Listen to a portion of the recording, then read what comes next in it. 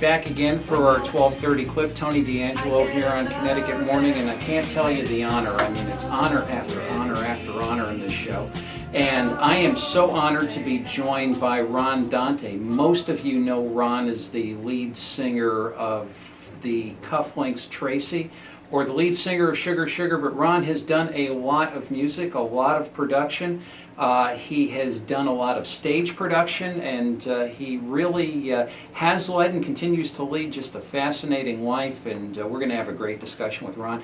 Ron, and you're going to break my heart here, but I have to do this. You're in Los Angeles right now. What is the weather there? It's supposed to be 80 today. Sorry, I don't mean to rub it in. This is why I moved from the East Coast. I had enough winters for a long time, so I decided also there's a lot more music business out here for me in terms of movie companies, TV companies and stuff. But it's 80 today. I'm sorry. I hear it's going to be really cold there and snowy. Yeah, and I mean, it's how could your Eastern winter, I think, is kind of turning into your Forrest Gumpian box of chocolates. You never know what you're going to get. It's been as warm as 60 this January, and it's going to be as cold as 3, and it's up and it's down and it's all around. And believe me, you're not missing a thing. Now, you grew up in Staten Island? I did. I grew up in Staten Island. Yeah, wonderful borough. Took the Staten Island ferry to Manhattan all the time to get up to the Brill Building in the music industry. But I loved growing up in Staten Island. It's a great music community. A lot of cool clubs there, and a lot of people love music there. Now, was it always music for you, or did you have other interests growing up? It was always music for me. I was singing at 6 and 7, imitating stars that my father would listen to on the radio, like Johnny Ray and all kinds of people, Patti Page. I would hear all kinds of stuff, and I would imitate singers of that time, even though I was just a child. And when I was about 11 or 12, I busted my arm, and I had to do something with my wrist, or else it would be stiff the rest of my life. So I took up guitar, and that really put the capper on it, because guitar was exactly what led me to singing. Because everybody in our family, it's a good Italian family, sang, and I decided that was going to be my future. It's so funny. One of the guys who worked in a group called the Elegants was a good friend of ours. He worked for my dad, and they took me to my first recording session, the Elegants, after they had a #1 hit called Little Star, which was legendary in the late 50s. And I saw a recording session. I said, well, this is exactly what I'd like to do. It's real. I know how they do it now. There's actually a recording studio with musicians. And boy, it was great. It was a great start. It was just wonderful. But it's the only thing I ever wanted to do in my life. Isn't that really something? Now, I'm curious, and this is interesting as far as Connecticut Morning Trivia, and this is probably a first. Our last show, and he has become a friend of this show, we had on Michael Dante, the actor, whose real name was Ralph Vitti, and he and I go back a while. I was friendly with people in his family. You have the name Ron Dante, which I realize you adopted somewhere along the way. When was that, and what was your thought in becoming Ron Dante? At the time, it was the time of Fabian, Frankie Avalon, Bobby Rydell, and no one kept their real names. It was a time when you could recreate yourself in the image you would like, and I saw a movie called Dante's Inferno with Spencer Tracy. I thought, what a wonderful last name that is. It's Italians, but it's very showbiz, I thought. And Ronnie was one of the best. There was a fellow named Ronnie Anderson on Staten Island who was one of the best guitar players ever. He was actually in my first group when I was 12 called the Persuaders. He was our lead guitarist, and I thought, what a wonderful name Ronnie is. I wanted to be as good as Ronnie. So that's the names. I changed the name up when I was about 12 or 13, and legally changed it when I was 18. Isn't that something? And you were going out. You were going into Manhattan. You were around the music business. And am I correct in that your first hit was something called "Leader of the Laundromat"? Yes, that was the first chart record that I participated in. It was really a novelty record that a very famous songwriter, a team wrote. The guys named Paul Vance and Lee Parkers. They had written Itsy Bitsy Teeny Weeny Yellow Polka Dot Bikini, a few other major, Catch a Falling Star for Perry Como years ago. So they were very talented songwriters, and one of the Paul Vance's nephew was a good friend of mine. We were all signed to Don Kirshner's music firm as songwriters, and Danny said, let's go, Paul wants us to come into the studio, put our voices on some tracks. And so we went into the studio and we did this novelty record in pieces, like 4 or 5 pieces. We never heard the whole thing put together. And it was a takeoff on the Leader of the Pack, the Shangri-La's big hit. It was kind of unusual because it had Leader of the Pack had sound effects, motorcycles, all kinds of things, talking. So we did the same thing, and about a month later it came out. It was a big hit. It was a big novelty hit. And we toured. They gave us the name of the Detergents, which was also very funny and novelty. We were kind of the first Weird Owls. And, we toured with Dick Clark's Caravan of Stars for a year and a half. Traveled in almost every state. Went to Canada, and actually were on the bill with the Shangri-Las. They would do their hit, and we would come out and do our novelty hit, and a couple of other follow-ups that we did. But it was the most wonderful experience to tour on a bus with people like Peter New and Herman's Hermits, Little Anthony and Imperials, Freddie Can, and a whole bunch of people were on the bus with us. So I got, at a very early age, I got to experience a tour, which stayed with me most of my life. It's really something, and I mean, you're there among the greats, and it's a time I think I wish we could see again, but probably will not. Now, your musical attributions from that point, did Tracy come before Sugar Sugar? No, Tracy came after, about 6 months after we recorded Tracy. Again, I was working with Don Kirshner on the Archies, and my old friend Paul Vance Lepocris, the ones who wrote me at the Laundromat, called me in and said, would you put your voice on this track, help us with this song. The song is called Tracy. And I knew that they were winners. They could write a hit. And when I heard Tracy, I said, it's a beautiful name, and what a great hook in this song. So, so we did the song, and then Sugar Sugar came out, became #1. And about 3 or 4 weeks later, Tracy came out and became top 10. So at one point, I had two records in the top 10 under 2 different groups. And I was getting played like once an hour on radio stations, and people still didn't know who I was. I was very happy. That's really something. Now, with either group being Cufflinks or Archies, did you ever do a concert performance as either the lead singer of the Archies or the Cufflinks, or was that all virtual? It was all virtual. It was the virtual world as it is today. It was. I was never signed on to go on the road with the groups. I was signed on to do albums with them and keep the TV show with the Archies going. We had a Saturday morning cartoon show, so that was on the air for like 3 or 4 years. So no, I never did any shows at that time. Only until about 10, 15 years ago did I decide to go out and perform in public and do it, and get around and let the people see who the real voice was behind those songs. Isn't that something? Now, when you're out today in public, that must really be a kick for you, singing these songs. Oh, it's great. I mean, the fans come around, they have the original records still in their collections in pristine condition.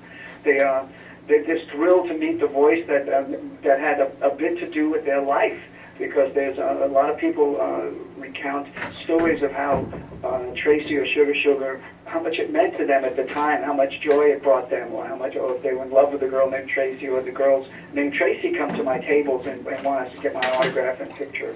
So it's a real kick to meet people that the music has influenced and have been a part of their life. I understand. Now, the interesting thing in doing that is you were singing jingles as well during this time, as you were performing. I mean, I can only imagine it must have been an incredibly busy schedule. It was.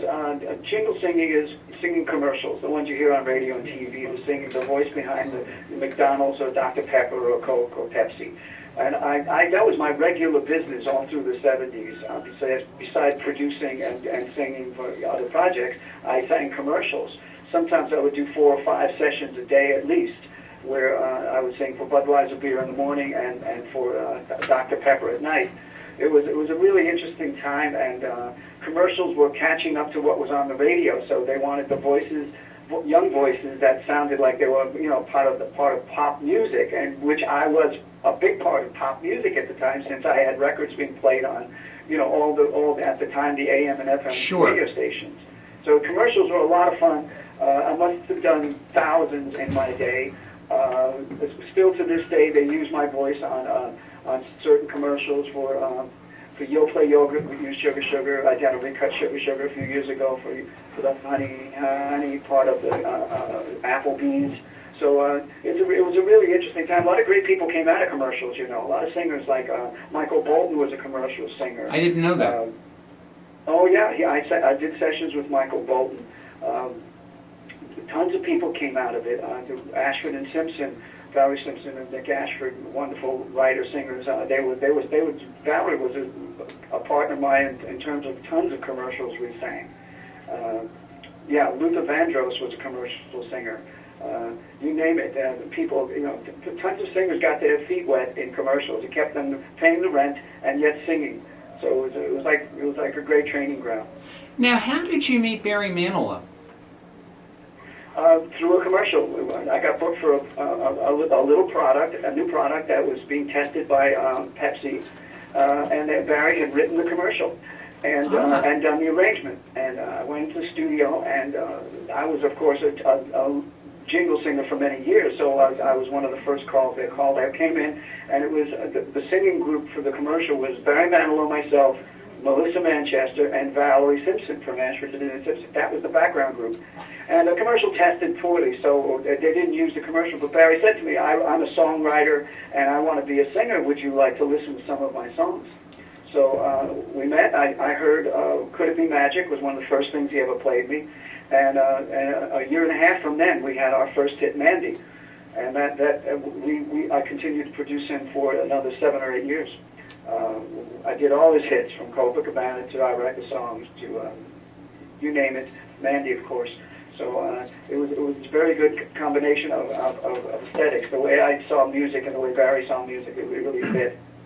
It's no, and believe me, it just seems like a natural fit. Now, how did you make the transition from music production to stage production? Because the conversation we had maybe several weekends ago that you had done a number of plays with the Schubert organization. Yes, it was almost a natural occurrence. The music buildings in Manhattan are on 49th Street and 50th Street on Broadway.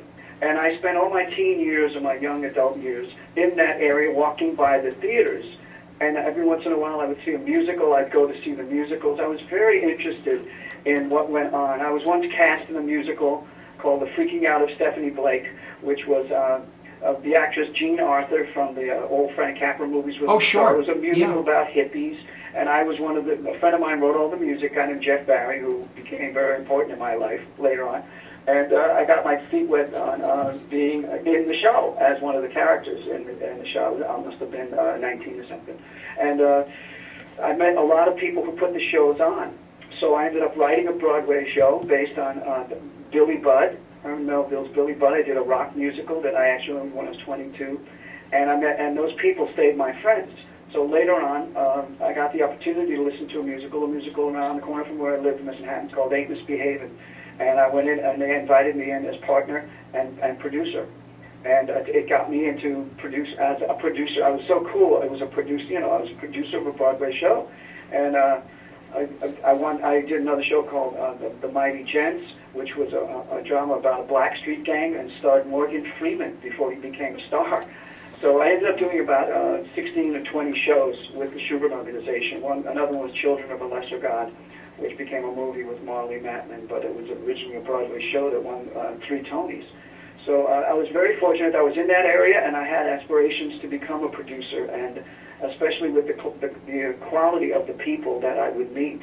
I knew that, some of them lost, but the winners were big, and there were memorable moments. I mean, I received a Tony from 2 Tonys for Ain't Misbehavin' and for Children of a Lesser God. Yeah, and it's really fascinating. I mean, for years I've done work parenthetically for the Schubert organization or for things and my father worked in show business, so it's the whole thing of let's hope this one is a hit. I mean, it's really a high risk activity. Broadway is the highest risk. Yeah. I mean, shows come and go there, and even the ones that seem to be winners sometimes are not. But when you do have a winner, like Chorus Line or Lion King, it's legendary. It's Jersey Boys today. They'll stay around forever, and you change the world with the show, with the great show. And so I imagine you were around Manhattan during those days. And some of the reading I was doing, were you friendly with George Plimpton? Yes, George was my next. George Plimpton, the great writer and raconteur. I love George Plimpton. My next door neighbor in Manhattan for many years, and we became close friends. And played pool once every Sunday usually, and went to Elaine's on Friday nights. And we were very good friends. And he wanted me. He had this. He was the publisher of the Paris Review magazine, very prestigious literary magazine, which secured, interviews with the greatest writers of all time, from Hemingway to Mailer, Norman Mailer. Everybody did interviews for the magazine, and they printed new and upcoming writers. So George, at one point, wanted me to. He said, "I need someone to finance and become publisher of the Paris Review," and I volunteered. we had a little pool game, and he said, "If I beat you on this one, will you become the publisher for a couple of years?" And I said, "Sure." And I thought I'd beat him, but he beat me that day. and it was great. I got to meet the great writers of the time, and his parties were legendary. Unbelievable. Everybody from Jackie Onassis to Teddy Kennedy to Woody Allen would show up. Howard Cosell would show up. It would be an eclectic mix of such big celebrities you could not believe, especially from a guy from Staten Island who was, I was starstruck most of the time. It's amazing, and like I read all of his books, and what I'm doing is with people younger than I who aspire to broadcasting or football broadcasting. I tell them, you can't begin to do as you do unless you read Paper Lion and Mad Ducks and Bears and One More July. And they're reading these books for the first time and like, this is incredible. And the man had such a perception of and such a sense of humor of the world around him, and really that the sense of humor, which was so dry but yet so accurate, and for you to experience that as his neighbor, that's quite a story. Well, everything you said about him is true. He was a brilliant writer. He had wonderful style in his writing, and he did it every day. He'd get up and go on his old typewriter, and he loved sports. He was a huge sports fan. He loved the Boston Celtics. He had an autographed picture of the winning teams on his wall. He was the best conversationalist you would ever have. The conversation never fell flat. It was always the most interesting, and the people that would come over to his table and say hello at Elaine's were always the most interesting people. God bless his soul. He will be well remembered. And to read his books, you're very lucky because you get a real insight into who that man was. Exactly. He will be missed. Yeah. Yeah, certainly. And as far as the music business today, as opposed to when you were starting out in it, I'm sure like anything else, there's things you probably miss, and there's things about today that you wish were around back then. How do you reconcile all that? You think it's better? Was it better then? Is it better now? Would you like to see a mix in between of what was good back then as opposed to now? The new technologies, what's enabling us to be on the air, the ease of production as opposed to how things were controlled then, perhaps by a few labels or labors. You tell us. Well, it's a very good question. And the fact is that if you look at it as a cycle, and the cycles come around and types of music become popular, you'll see that it's evolving. It's a total evolution of sound and an evolution of what people like to hear, because it's not what they're hearing, it's what they're feeling. What does the music make them feel? And the music still makes people feel certain ways. It brings them up in the morning. It makes them romantic at night. It gives them a jolt of energy during the day. It brings them to better times or whatever. So I'm not lamenting the music business. I am very optimistic that this is a great time for music always. It's just the way it's delivered. The old-fashioned ways of delivery are gone, and now there are new ways to get it. And I like the instant gratification that people, if they think about, they see somebody on TV, they hear a song in a movie, they can get it on their phone when they go home in the car. So it's a very good time. There's some very, very talented people out there making music and making an imprint. And, even the people like Taylor Swift or Justin Timberlake and, Bruno Mars and those people, they're bringing people into the music fold. And people don't just go online and buy them. They go on and they check every other people out. So they're good for everything. Country music is doing very well. I mean, if you look at the sales of last year, the biggest seller was rock music. Rock music was a major force. And next in line was R&B music, was next in line in terms of huge sales. So I'm not lamenting the music business. I loved it back when I started. I loved it in the middle as things progressed, and CDs came around, and I loved that downloads around, and streaming is even important. So you have to look at the top side. There's just so much more music that a lot of people can't get a chance. That's why I've opened a brand new company with my partners in Las Vegas called TuneGo, which is an online site to help up-and-coming artists. And I've lined up legendary producers to be part of the company that will look at the people that come in. So I'm very optimistic about the music business. You look at an artist like Adele did so well last year. She not only won the Grammy, she won the Academy Award. And what was it? It was just great singing and great songs and great production. So the good stuff will rise to the top and be remembered and make a mark. It's really something, and I shake my head in just amazement of the places you've gone and the people you've met, and you're going forward. And maybe perhaps as my penultimate, second to last question, is there one story of maybe one person who told you about where they were when they heard like Tracy or Sugar Sugar, and that you remember and you might chuckle about, or you're amazed, or you're touched? I've had Mel Carter on, and I asked him about Hold Me, Thrill Me, Kiss Me, and he had a couple of amazing things that he told me, and I'm just curious if you've had a similar experience. Well, there was one story told to me by a man at a convention that I attended that I tend to think was true.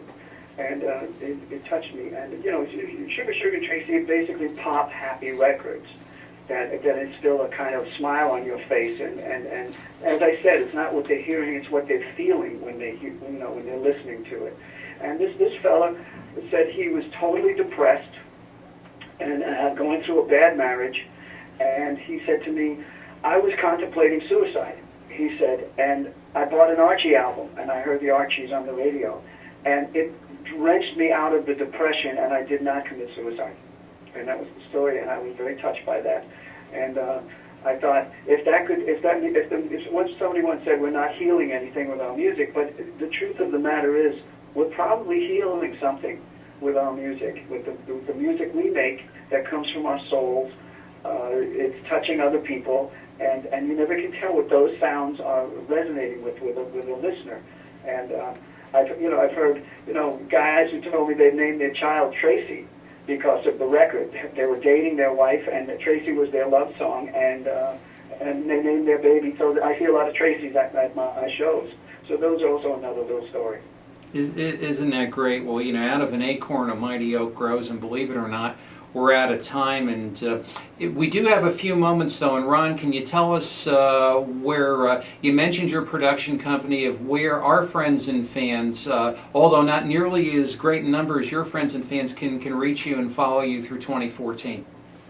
They can come to rondante.com or thearchies.net, and they'll go right to my website. They can friend me on Facebook. There's a picture of Betty and Veronica, Archie and Veronica, on my Facebook page, which is open, and I check all my messages and stuff, so they can reach me there. And you know, I talk to all my fans, and I'm so happy that they still love my music and they're interested in the new projects I'm working on. I have a new project coming out next month with the legendary Steve Lawrence. Steve Lawrence of Stephen Eden fame is a new album out on Curb Records, February 11th. And please take a look at it and listen to it when it comes out on iTunes and Amazon. I just want to put a plug in for Steve. He's a terrific guy, and we did I produced a great album on him. So, you know, and with a terrific sense of humor, because I remember watching those Carol Burnett skits. He'd have you on the floor. He was funny. He's always funny. Yeah. He's got a sense of humor that makes you laugh anytime, any place. Yeah. He's just the greatest to be around. Yeah, wonderful man. Ron, be well. Thanks so much. Terrific year. We'll keep in touch. Thanks so much for being with us. You've honored us today. Take care. Have a wonderful day. My pleasure. Continued success and be healthy and happy. Thank you. Take care. Bye-bye. And that's the legendary Ron Dante. We're speeding around the corner to the end of the January 21st, 2014 Connecticut Morning. Tony DeAngelo here, heading for the home stretch. Right back after this.